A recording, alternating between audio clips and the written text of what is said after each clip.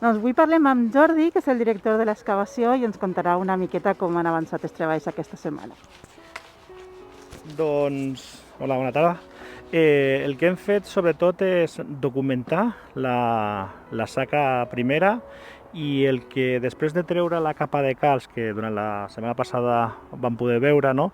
Aquesta cal es va llançar en sec, sobretot per evitar matèria orgànica i sobretot l'olor que podia fer-la. Llavors el que fa és colmatar-la i nosaltres de moment, això és molt primer, perquè és les primeres restes que es veuen, tenim 12 individus ara, vale? Una capa de 12 individus. Recordem que ja van treure els 12 de taüt, no? Els 9 que van tornar i que el que hem fet aquesta setmana també, l'equip d'antropologia el que ha fet d'aquests 9, que al 2012, ho tornarem a estudiar i ho estem estudiant ara i tenim una mostra també genètica agafada de nou i Fisabio fa un parell de dies va vindre i va agafar aquesta mostra que nosaltres vam seleccionar.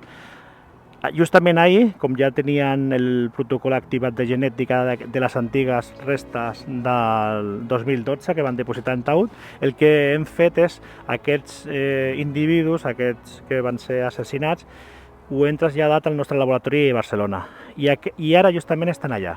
Val? És a dir, ara en el procés de l'estudi antropològic i una vegada que estiguin tornaran a estar aquí. Després, el que ara, després de la calç que estava per sota, que no estan en taüt, estan llançats en una posició molt forçades i en certa manera recol·locats en una base plana, hem trobat de moment 12. Vale? Estem molt primerenc i el que hem fet justament ahir tarda i avui és exhumar 3. És a dir, ara hi ha 3 víctimes que ja no són perquè els tenim ja al laboratori, hem tret. Què podem dir del que veiem? És a dir, a partir de la indumentària, lògicament són persones molts són del món rural, perquè es veuen sobretot per les sivelles, per botons, no? No hi ha una cosa que destaqui, les sabates moltes perquè són d'espar i això no es conserven, i anem seguint aquesta feina. Mira, precisament sobre això ens enviava, us faré totes les setmanes alguna pregunteta que m'envien els familiars, i Amparo Rojas ens demanava 2 preguntes respecte d'això. Se sap que a la primera exhumació se van trobar baix d'alguns cossos unes botelletes amb noms. Una de les coses que preguntava era precisament si n'havíeu trobat alguna, en aquest cas en la capa que esteu. I l'altra pregunta que ens feia té que veure amb el que estaves dient ara de botons, cinturons, tal. Ella se preguntava què és el que feu això, si és possible identificar-ho amb un cos o està d'una manera que està mesclat que no es pot saber a quin dels cossos pertany perquè està tot barretat. Sí. Respecte a la primera pregunta de les ampolles, nosaltres encara no hem trobat. Quan es va fer el 2012 aquella intervenció estava en taüt i van ser identificats i per això l'ampolleta en el nom dintre. Nosaltres no l'hem trobat, no hi ha perquè són, després de ser executats i assassinats, el que van fer és traslladar-los i a la vestimenta que duien, molts no portaven res a sobre, és a dir, no trobem ni algun llapis, ni alguna cullera, qualsevol cosa que ens indiqui alguna procedència més concreta. No hem trobat, És a dir, són cossos que porten la vestimenta bàsica i ja està. Val? I sobre la indumentària, això el que nosaltres fem, i ho podem explicar, i si no un altre dia ho podem demostrar quan tinguem molt material. Ara n'hem exhumat 3 i tenim 3. El que es fa, i això perquè ho tingueu molt clar, les famílies, és totes les restes, la cultura material que diem, o la indumentària, és a dir, tota la sivella, tots els botons, estan associats a la víctima, totes. És a dir, quan s'entreguen els cossos, aquesta cultura material també és part de la família i això s'entregarà. Nosaltres el que fem és associar-los sempre a la víctima, reconstruir d'on venen i què eren, vale? És a dir, si és un botó de camisa, surten molts botons de calçotets, surten molts perquè és una cosa que els botons sempre que queden, algunes sandàlies. Llavors tot això serà restaurat, seran molt inventariat i sempre estarà vinculada a aquella víctima. A la qual cosa, de la mateixa manera que les restes s'entreguen, també s'entrega a la família, perquè és una propietat que té la família, i això tindrem tot associat, i ho tenim tot associat, perquè quan acabem el que fem és documentar on estaven i què és.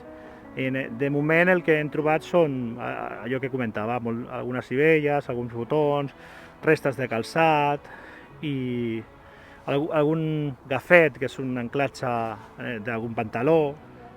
Hola, bueno, si veu a Maria, que està parlant amb... Tu qui eres?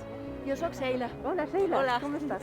Molt bé. Me contes una miqueta el que li estàs contant a Maria i Sí, les famílies? estem cribant la terra de la neteja després d'exhumar l'últim dels individus. Entonces, sempre tota la terra que és la cribem per si queda algun osset que se'ns ha passat o que no. I bueno, el procediment és això.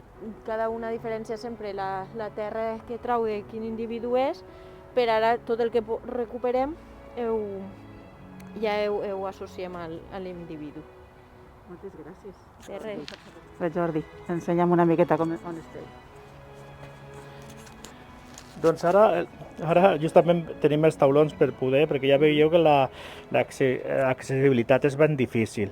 Sí que ja podeu veure algunes de les víctimes. Ara segurament no es veu i no s'identifica molt, però tenim molt clar que hi ha 9 ara de moment, ¿vale?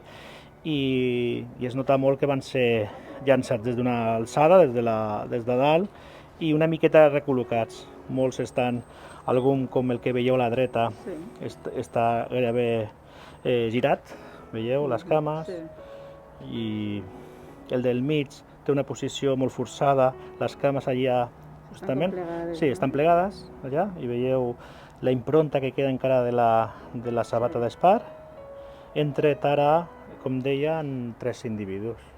A quina altura esteu ara? A quina fondària esteu? Les cames més amunt són 2,50 i a sota són 2,75. Hi ha un petit desprendiment, és a dir, la matèria orgànica, com crea després quan es descomposa i en buits, el que ha cedit gairebé són 30 centímetres per sota.